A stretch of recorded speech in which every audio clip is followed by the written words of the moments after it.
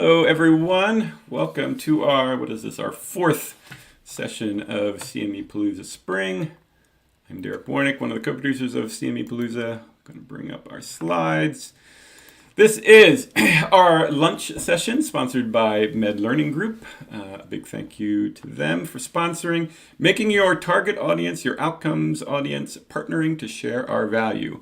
Our moderator is Lauren Welch, who is Vice President for Outcomes and Accreditation at Med Learning Group. And I'm going to turn over things to her in just a minute. But first, before we do that, let me read through all of our sponsors. And a big thank you to all of them for helping make CME Palooza the success that it is. So our gold sponsors, again, Med Learning Group, Physicians Education Resource, PER, Projects in Knowledge.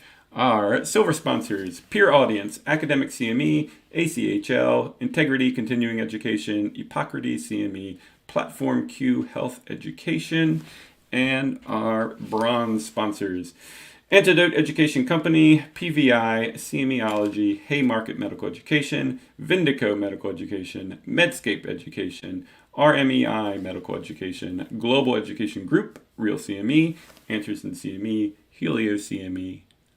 Second page, Creative Educational Concepts, Integritas Communications, Infograph Ed, Prova Education, DKB Med, CME Outfitters, Evolve Medical Education, Spire Learning, Red Med Ed, Foresight Learning, and last but not least, Excalibur Medical Education.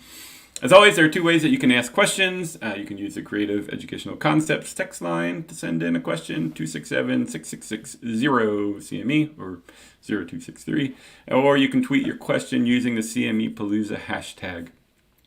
I will be monitoring both of those, so feel free to use either one if you have any questions.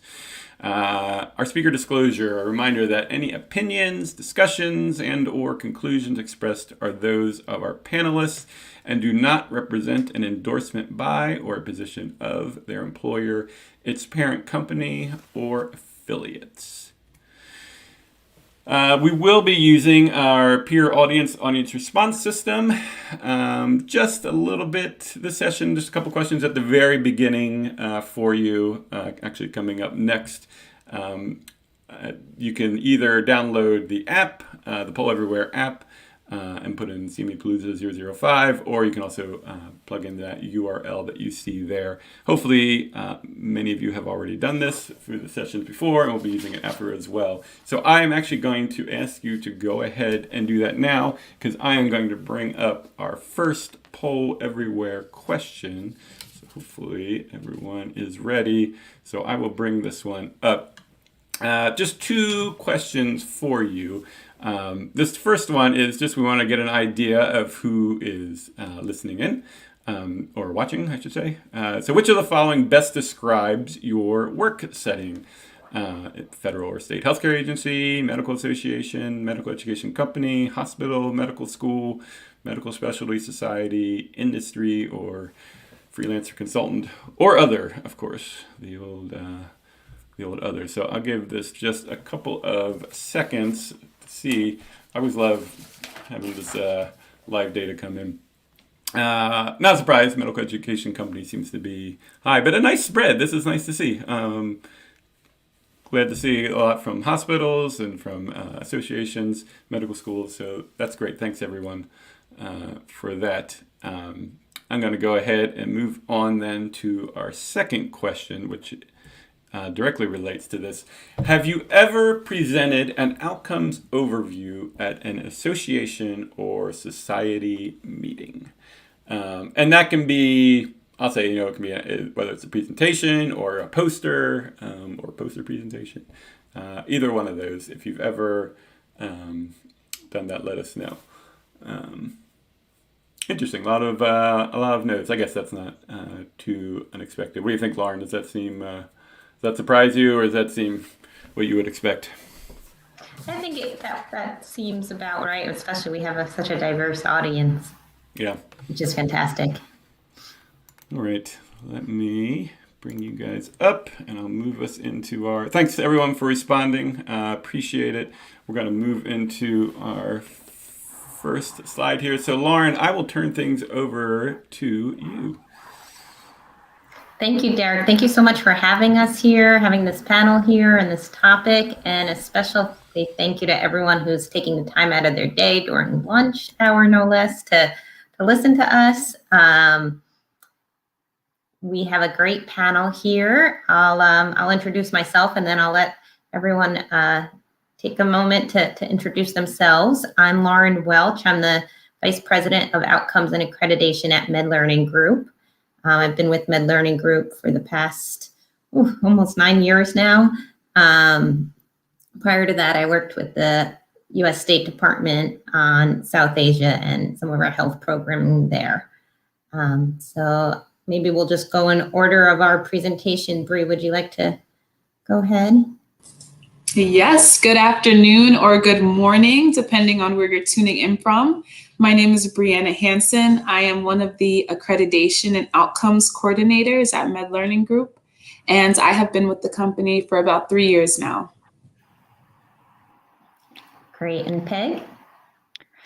Hi, everyone. Thank you very much for your time today, and certainly it's a great opportunity to have this hour with you. I am actually the lead at Sanofi US Independent Medical Education, the lead for that group, both from an operational and certainly from a strategic element. And so happy to be with you. I certainly have had many years at Sanofi, as some of you may or may not know.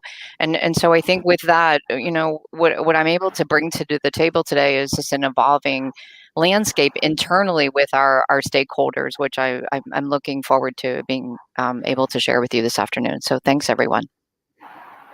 Thank you, Peg. And Rachel. Hi, everybody. Glad you could join us today. I am with the Infectious Diseases Society of America and the Director of Education there.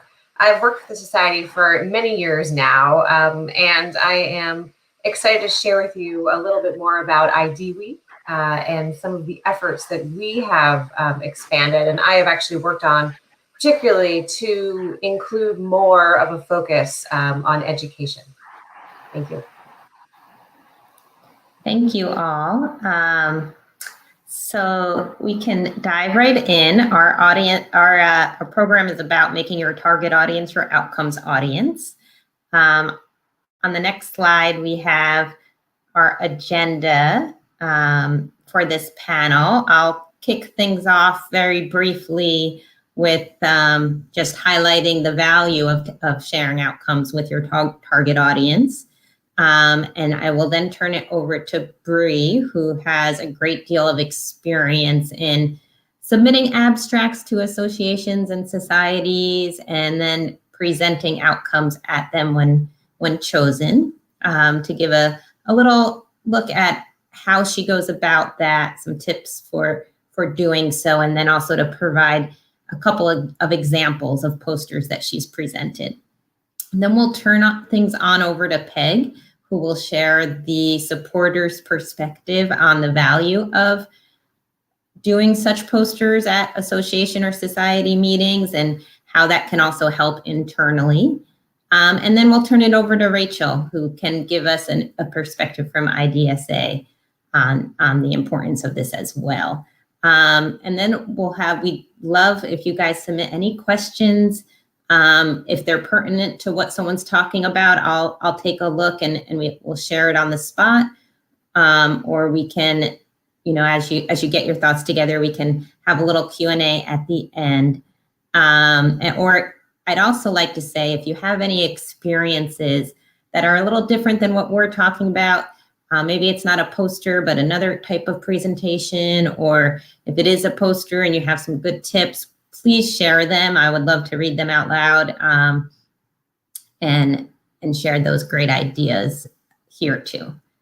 So on the next slide, we just look at our usual suspects. I think we all know how we usually use our outcomes. You know, as a CME provider, they're important for us to assess if there's been educational gains from our programming, and then use that data to either adjust programming as necessary, maybe adjust assessment tools as necessary, and then to take that data to guide our future program designs.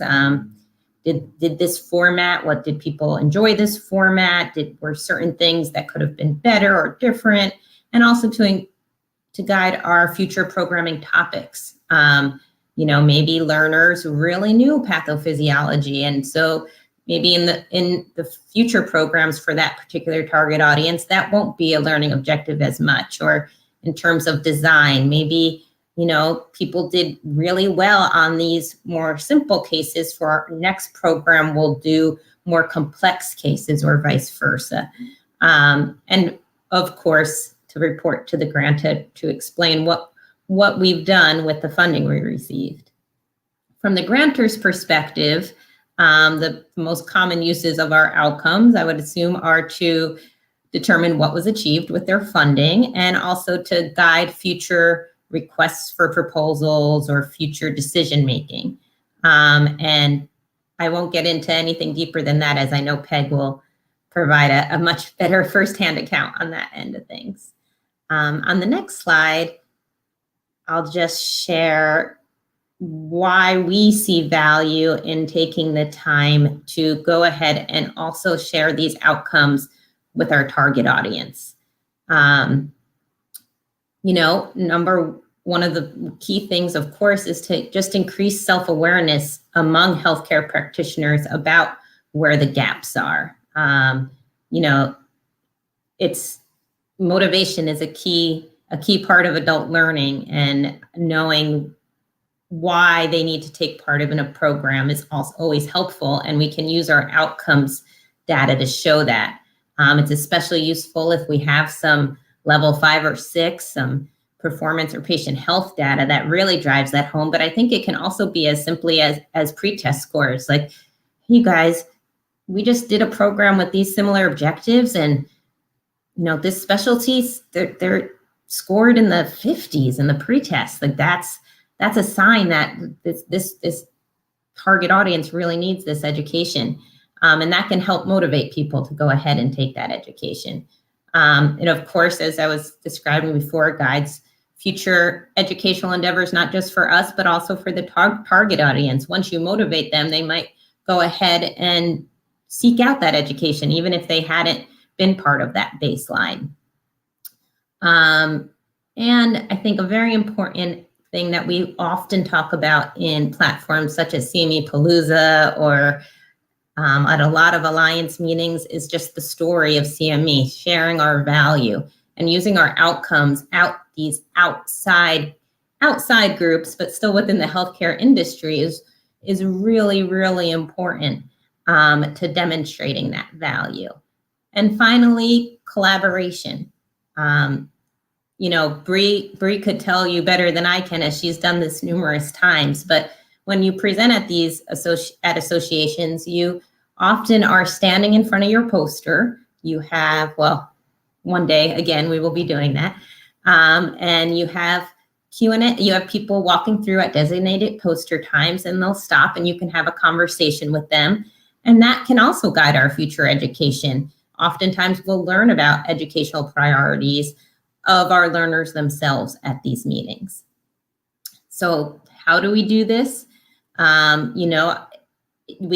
Especially with technology today, it can even be done during an enduring program where you share individual results or results across peers, and that can help motivate people to pursue further learning as necessary.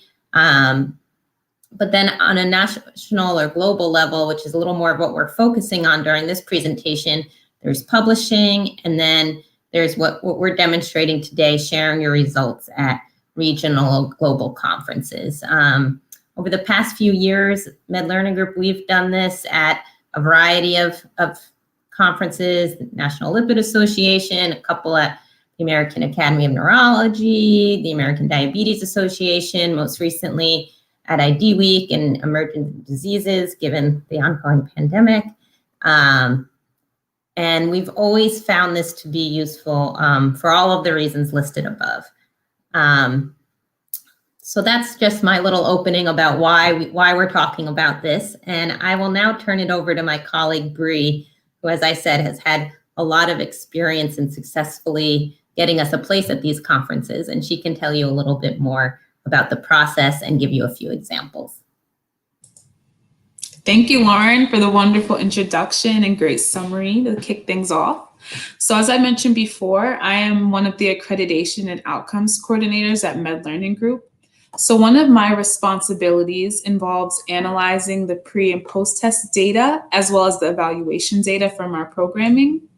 And then we put the data into a format that's digestible. So whether it's PowerPoint or PDF, and that format is then given to the grantors. But it doesn't just stop there. So we know that different associations and societies host national annual conferences. And this gives us an opportunity each year to present program outcomes to a wider audience. If we've previously submitted an abstract to an association, we receive an email notifying us of an upcoming conference, as well as submission and application information. For others that we haven't dealt with in the past, I conduct a web search for conferences that are accepting abstracts that are relevant to the CME programs that we provide. And then from there, I complete the online application. Normally that's asking for information about the program or programs that are being presented on. And then after that abstract is accepted, we will then work with a partner company to translate our information into e-poster format. And then we distribute that to the association. And like Lauren said, there are times where this is in person and we have our poster broadcasted and we're in front of it. And more recently, due to the pandemic, we have been involved in live virtual conferences where we're still able to present, answer questions, just not physically be around anyone. So if you look at the screen here, you'll see our 2019 NLA conference poster. We definitely found it beneficial to include statistics on educational gains, commitments to practice changes, and importance of our technology in education. So if you click on the educational gains observed, you can see that our poster is a bit interactive. Derek, if you mind clicking on that, thank you. So here on this slide, you'll see that it displays the educational gains that were observed across learning objectives and educational gains by profession. And we highlight this information to show the public the advancements that our education has on healthcare providers. And then if we can back out of this, we'll go look at the commitments to practice change slide. Thank you. And our commitments to practice change slide showcases the changes to practice expected by learners of our programming. Gaps, continuing educational needs, and barriers data show our audience where future CME can focus to better the knowledge and competence of our learners. And then if we can go back, and then we'll proceed to the last poster here. Thank you. And this is our COVID Frontline poster, which was most recently presented at Emerging Diseases 2020, as well as ID Week 2020. And despite the program being in its early stages, sharing the platform with learners helped increase awareness of how this continuing education platform could help them stay on top of the ever-growing data of COVID-19 treatment and vaccines. The data that we collected shows the significant impact that this education has had. Frontline was quickly put together during the pandemic. And as I mentioned before, it has stayed up to date with the growing data surrounding COVID-19. This specific Frontline platform offers multiple resources like a clinical trials dashboard, podcasts, and literature highlights. All of these resources actually cater to both healthcare providers and patients.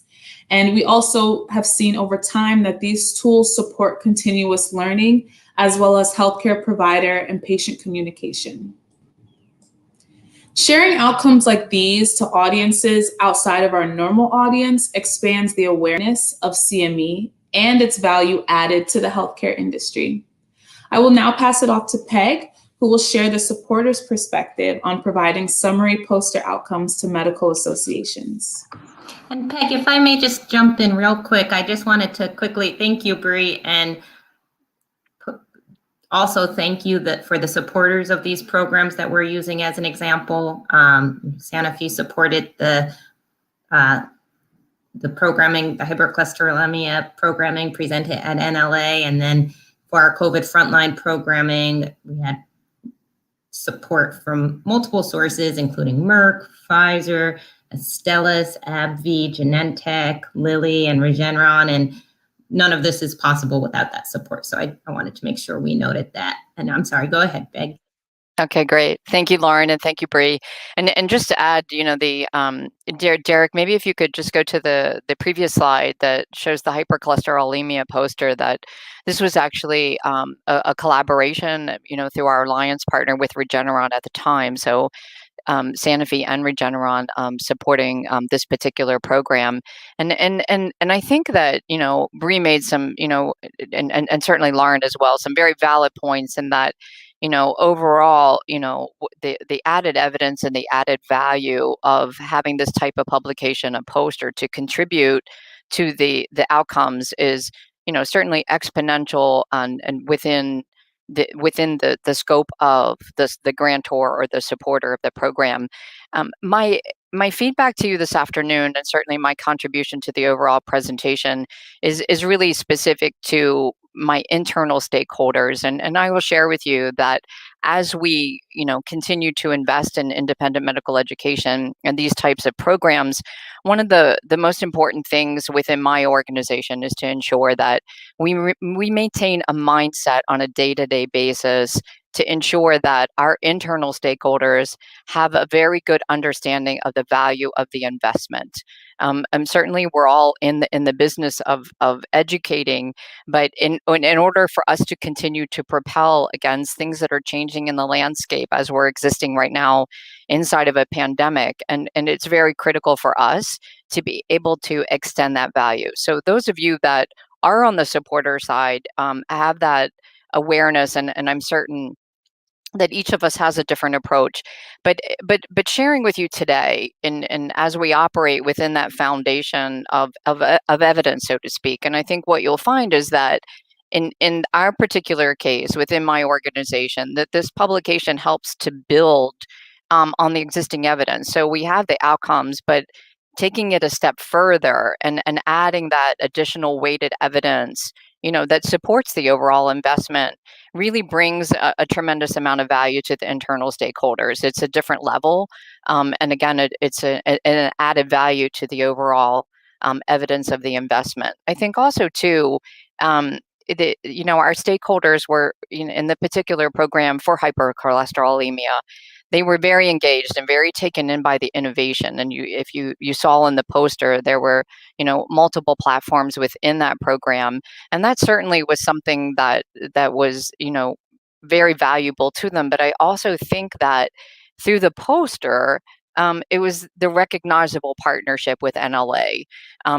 So within a therapeutic area, these expanded partnerships, and then certainly even that extends into the learner to be able to see that combined effort to close those clinical practice gaps. I think it's important taking that partnership too and looking at the contribution of IME. So it's very important, and I think that all of us at the end of the day, we're focused on the well-being of patients. And I think that it's a larger net that's cast when we're able to look at the industry at large and demonstrating that IME is frontline in terms of the contribution and in terms of closing those gaps and in terms of those partnerships with different societies and other partners that we have along the way, as certainly as the landscape expands. So that keeping that patient as the center of the focus for all of us, and this contribution, again, just furthering the value for all that we do. I think too, when you're looking at the ongoing investment and moving forward, and Lauren mentioned this in the very beginning, is to understand how we're using this data, and then certainly the partnership, and certainly the evidence that of the publication and the poster in identifying persistent educational gaps. And so again, it's weighted evidence, and I'm very centered on that because it really is about an evidence-based approach. So not only from the persistent educational gaps that we're able to evaluate and understand where it is that we need to focus that future investment, but certainly the educational design and the outcomes methodology.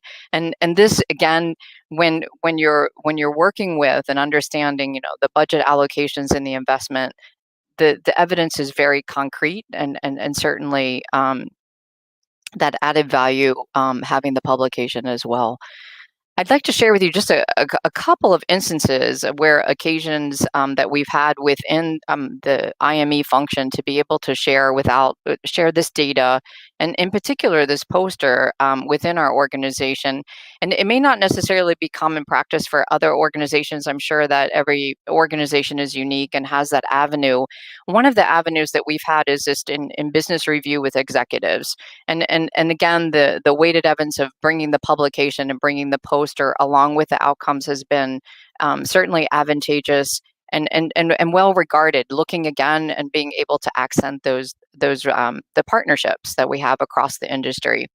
We've also had an opportunity where functional best practices have been shared, and having the poster and being able to use that to moderate discussions. Certainly encompassing that singular point of contact and focus, and understanding the far-reaching that we have, not only from the program but beyond the program and with the publication.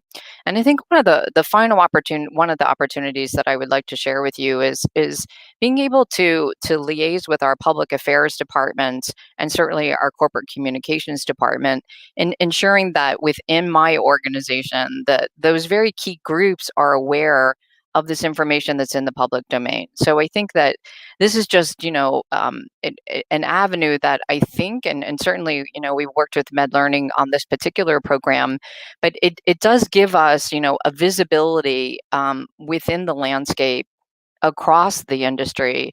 And again, it's just an extended opportunity to add weighted evidence to our investment in IME.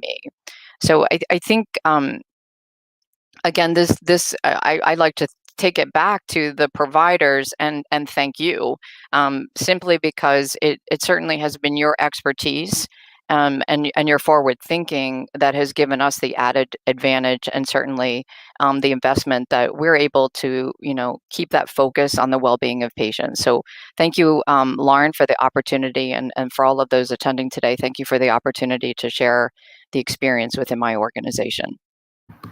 And thank you, Peg. I think sharing that supporter perspective, especially how these posters or publications are useful from the grantor perspective and internally, is really, really helpful. We did have, before we turn to Rachel, we did have one question come in for Peg. We have a few others that we can save that are more general, but Peg, does the inclusion of an intent to present outcomes at an association meeting, would that enhance the value of a proposal?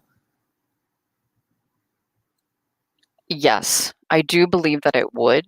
And again, when we have the internal review, much like other groups, I'm certain we have an educational grant review committee, and there's different perspectives. And from the an IME perspective, certainly encompassing is looking at the outcomes methodology and understanding that. And I do think it has been, it's weighted criteria. So absolutely, I do believe that it does extend the value, and from a consideration perspective, it is clearly advantageous to have this opportunity. Great, thanks so much. And now I'll turn it over to Rachel with the Infectious Diseases Society of America to provide the Society's perspective on all of this. Thank you, Lauren. And thank you, everyone who's joining us today. We really appreciate the opportunity to speak to you about what I see as really a growing area within ID Week.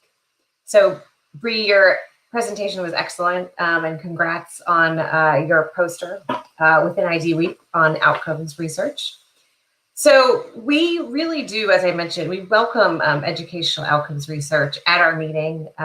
We really see this, as an opportunity to present, gaps, needs, findings, related to education in front of a really big audience. And our meeting is at this point approximately 10,000 people. So it's really, a unique opportunity to get in front of all ID professionals.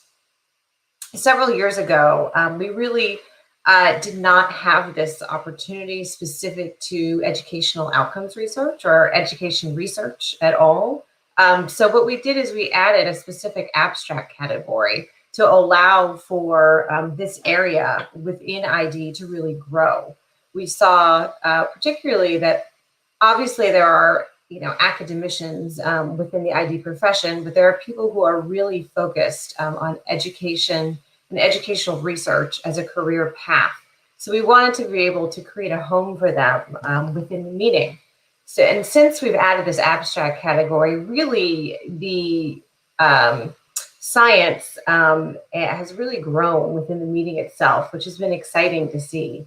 We also have a unique medical education community of practice, and this has grown with the meeting. It's a group of, again, med educators who are focused on this path for their careers. And I know that, they in particular appreciate, having an opportunity to submit their science and their outcomes data and posters such as this to have those within our meeting. I just wanted to mention that ID Week this year is September 29th to October 3rd in San Diego. Our abstracts open early February. And again, we really do welcome the opportunity to have this kind of engagement with ID professionals, specifically related to educational outcomes. Thank you so much, Rachel. We really appreciate you taking the time to be here with us today. I think that's a super helpful perspective for everyone and provide some really good context as to the value of this beyond just the CME provider supporter perspective that we often hear. We have a couple more questions in from the chat. So I'll go through these and anyone please answer. I can actually take the first one. Have any societies not allowed presentations of materials such as this? So usually when we submit for these, it's because there is a call for abstracts, as Bree was saying. She'll do a very thorough search. If we have a large initiative that we'd really like to highlight, she'll look for association meetings in that topic area. And we'll find a request for these type of abstracts on their website and submit that way. So you're usually only submitting to groups that are accepting them. I will say some of them aren't very clear. It's really neat, I think, that IDSA has a special section for education. I think that's really an innovative approach. I don't think the majority of associations do, but we go for it anyway. Even if it sounds like they're looking for research, we submit one, and more often than not, the CME is sort of a unique thing that they think, oh, maybe we'll have a poster on this too.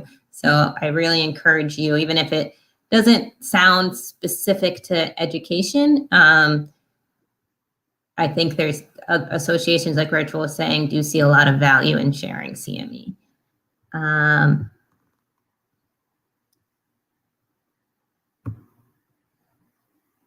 Then when you share your outcomes, do you separate out the responses from the target audience versus the others who consume the education?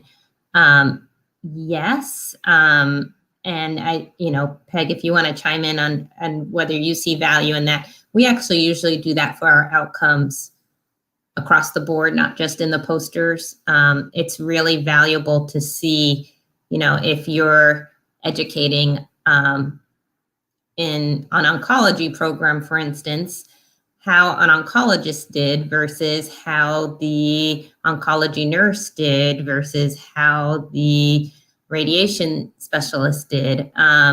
So we find that that's actually valuable across the board. And then especially if you're doing these kind of posters, we've done a lot of work with the Oncology Nursing Society, and it's useful to see the nursing data more so than the oncologist data in that instance.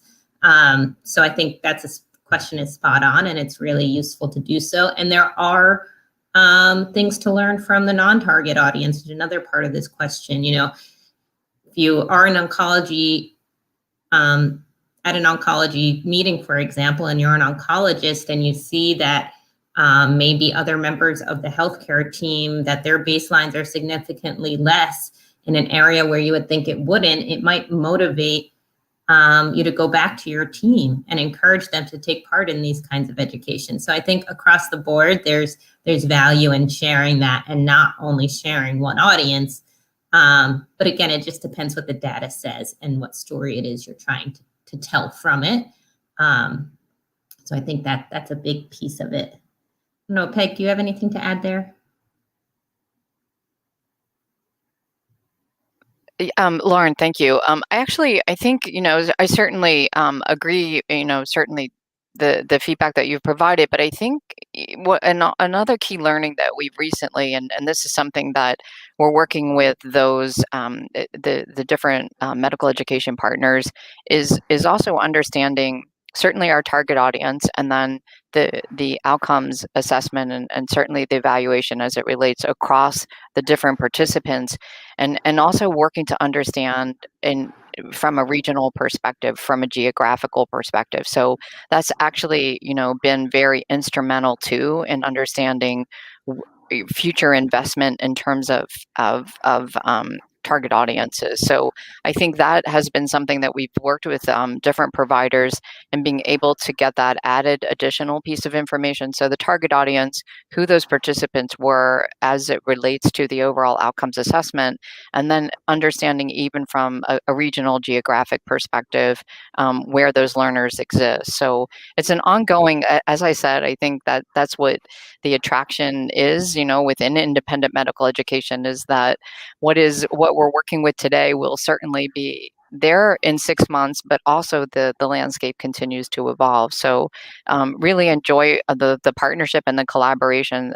Again, being able to really ultimately provide that education that's needed. Thanks, Lauren. Thank you, Peg. And actually, while we have you highlighted, another one came in for you, which I think you've touched on, but maybe just to elaborate. Publishing is challenging. Yes, it is. Are these other approaches, such as the posters, meaningful to supporters and their constituents? Yes, absolutely. And I hear, I completely understand that publication, the process of just publishing is extremely long and lengthy, and sometimes not as timely as you would like it to be.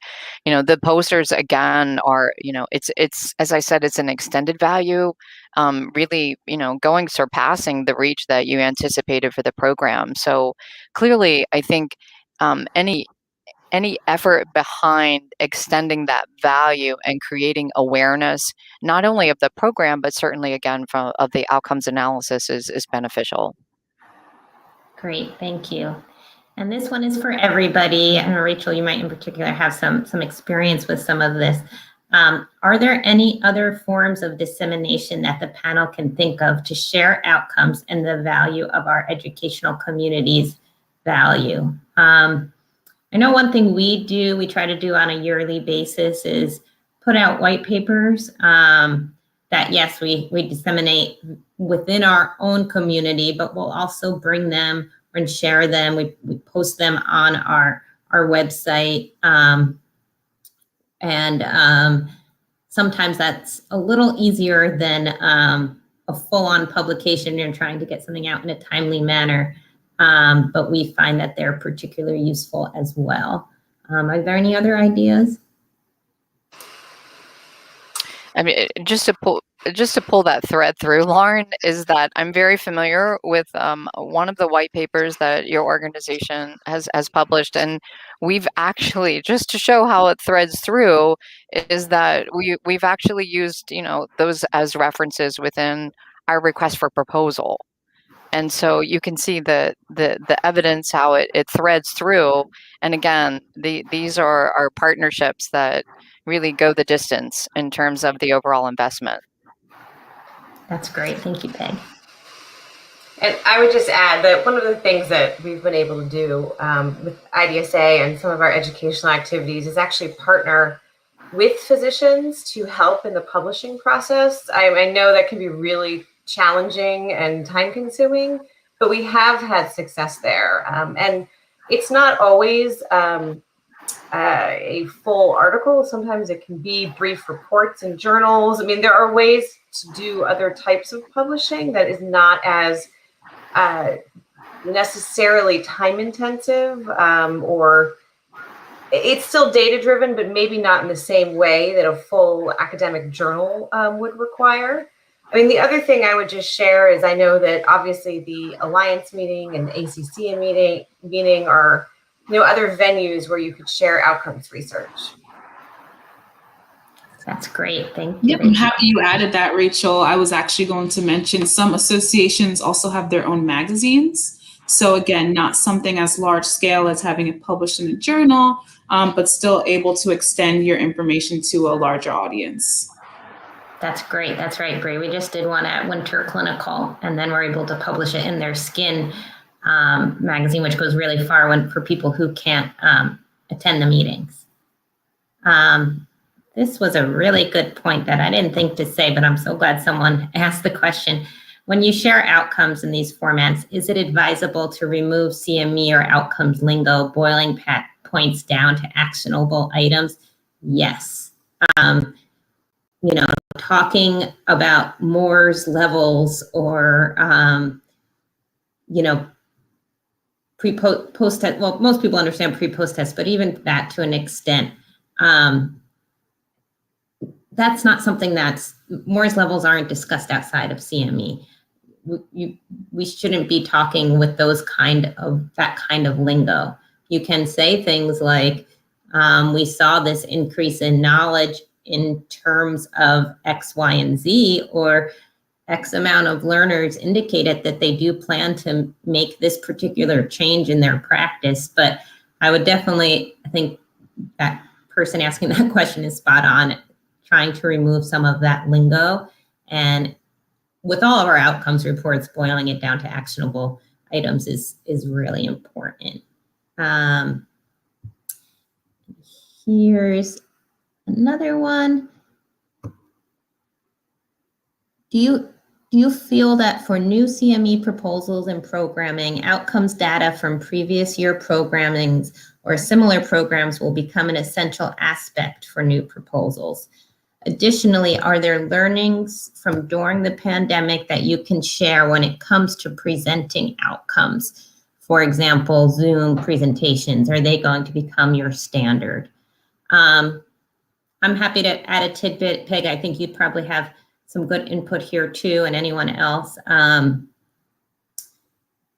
think providing longitudinal data is really important. And in any way you can show your experience and your previous outcomes and how that's guiding what you're requesting now can only help your case. And then, how we will present when we can actually move around and see each other is a great question. I mean, I, for one, am very hopeful and very looking forward to the time where we can all be together again and present at some of these conferences. When it comes to presenting to individually with individual supporters, we found Zoom and other platforms to be great. It's a great way to see each other when we can't. I'm sure we will still have in-person meetings once again. I look forward to those, but will we continue to use these platforms more than we did before? I'm certain that's the case too. They're much better than the dial-in conference lines that we've always used to do. And anyone else add to that, Peg? I think the person had mentioned they'd love to hear from you on this too. So I think that very similar, and I mean, with regards to the pandemic, I think we have yet to define the new normal, right? And I do think we won't go back to the way things were, and certainly I think that's an advantage. I think we've learned a lot, and I think implementing and as we move forward, that hybrid of how we're presenting Speaking very specifically to my organization and the value and sharing educational outcomes, as Lauren alluded to, and it is just the basic principles of, as I'm sharing information with my commercial organization or with public affairs or corporate communications or medical colleagues across the organization, is who's my target audience.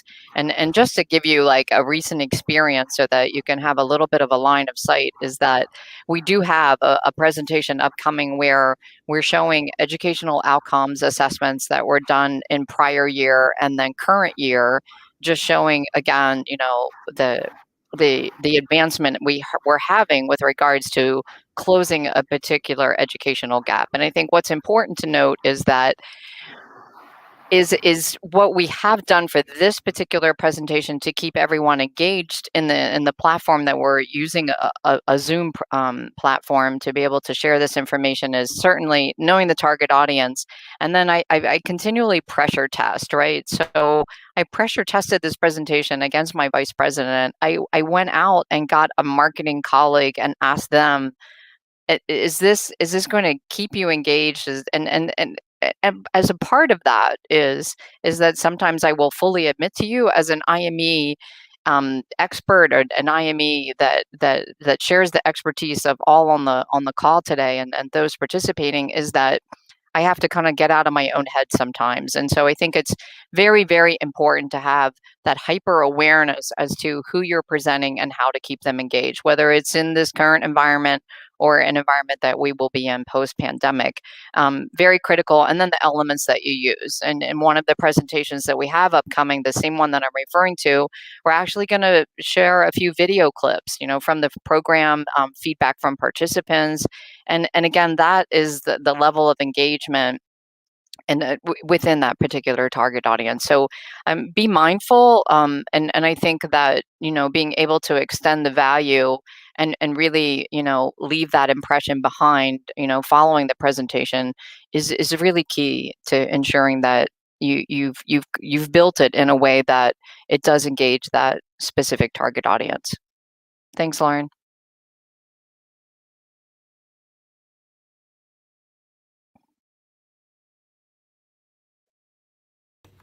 Lauren, you're on mute.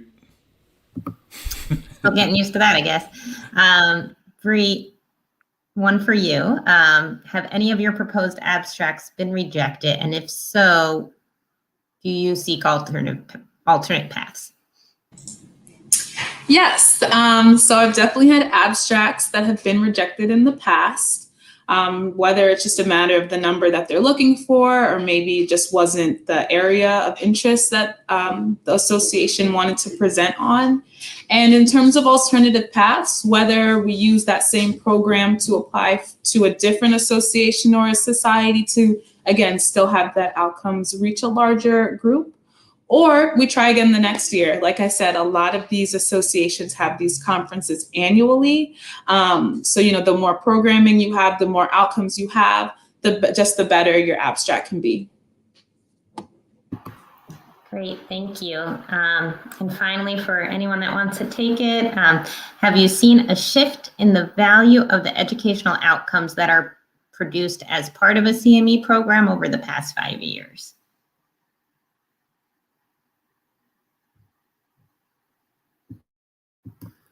I can chime in that I think so. I mean, for a number of reasons, right? I mean, just naturally evolving and growing as an industry. I think having more opportunities in the digital age, as far as, being able to use some really neat resources like claims data to produce some more really impactful patient level outcomes or performance outcomes. Being able to include a lot more innovative tools in our programming, such as, different point of care tools that learners can much more easily access and then use in their programming. We can build outcomes off of that. I think by the nature of how our societies and how the world has changed has allowed us to actually produce so much more valuable outcomes relate it to our education. And I guess that goes across the board for a lot of industries, but I think that is the case. And maybe if we're looking just within the healthcare industry, I think the more we do things like this, where we share our story and we collaborate, the more value they become. I mean, it's not to sound too business-like, but we only continue to get support if we tell our story, and outcomes and doing things like this is a big part of that.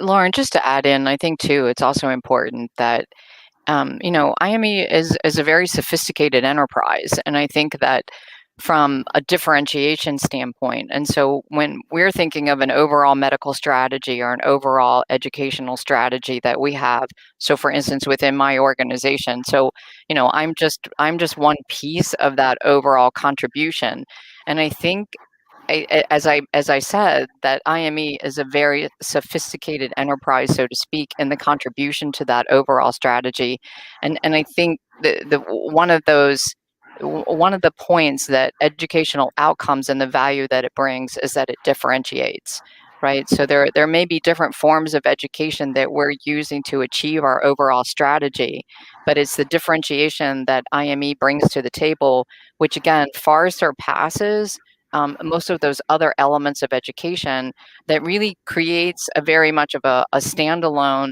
and an added value from that perspective. Everything is about measurements, data, and we're able to bring that data. So the value is, and much to Lauren's comments over the last 5 years, is that we've gotten incredibly sophisticated in what we can bring to the table. So I would say that I would anticipate that it is going to just continue in that direction as methodologies and certainly innovation continues. So I see that as extremely strategic and an advancement that we will just continue to see multiply over the years. Thanks, Lauren. Thank you. And thank you to all our panelists and to Derek and to CME Palooza, and especially to everyone chiming in here today. I hope you have a great rest of your day, and thank you again for your time. Okay. Oh, I'm not on mute. Thought I had myself muted. Thank you, guys. This was a great session. Tons of questions coming in on our CAC text line. So big thanks to everyone for participating and asking questions. Let me bring up my slides to finish this off. So if you have a moment and can take our survey, we would love it. There's a little link right on the live page. It's only 4 questions long. Can't get much easier than that. And then our next session coming up at 1 p.m., The Masked Provider. This is a new one for us. So I know Scott has a lot going on with this session, so bear with him as he goes through it, but I think it will be a lot of fun. Just look for the link on the live page to click on to view it. And I'm also going to put in a quick plug for our last session of the day, which will be at 4 o'clock, CME Pop Trivia 2. It'd be great if people can hang around to play. It'll be fun. There are prizes. There will be music. We always have a good time with that one. So with that, thanks again to our panel for this session, and we will talk to all of you later and tune in for the next session. Thanks, everyone.